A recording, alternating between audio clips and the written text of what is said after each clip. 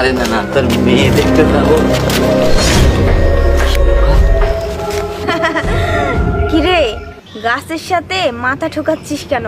কি হয়েছে তোর বল?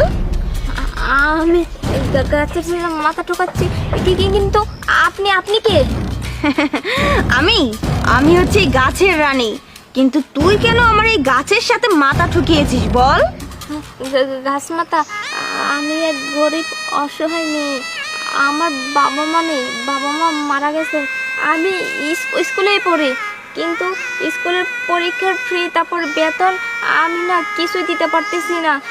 আমার পরীক্ষার ফি, বেতন আমার ভাইয়া ভাবিও দিতেছে না। আমি অনেক চিন্তায় আছি, আমি কি করতাম? এর জন্যই তো আমি কোনো উপায় না পেয়ে আমি এই গাছের সাথে মাথা ঠুকাচ্ছিলাম।